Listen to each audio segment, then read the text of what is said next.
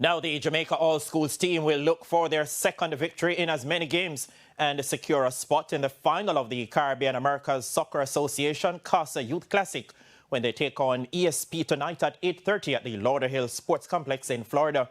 The Jamaicans won their opening game on Friday after St. Catherine High's Kadeen Young scored a brace to give them a 4-0 win over Teasers. Young broke the deadlock for the Jamaican team in the 8th minute. It took 42 minutes for the Jamaicans to find the second as Kimarley Scott of Excelsior High made it 2-0 before St. Elizabeth Tech's Kaim Lewis scored the third in the 62nd minute. Young, who also plays for Racing United in the Jamaica Premier League, returned for his second in the 76th minute to close out the win for the Jamaican All-Schools team.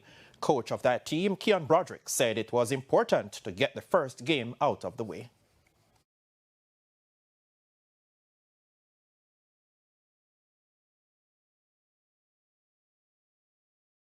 First game, I think we thought that the 3 points was very important, being that this was the first game. I also thought that we started out a little bit slow, turned over the ball a little bit too much in the first half. We asked them to keep possession a little bit more in the second half and to just create passing lanes a little bit more, pass and move. And I think they made the adjustment in the second half and they did much better in the second half. Additionally, those runs that we wanted in behind, we were not getting them off in the first half, and we asked them to make that adjustment and continue to make runs in behind in the second half, and it paid dividends in the second half. Broderick said there are areas to improve on ahead of tonight's encounter.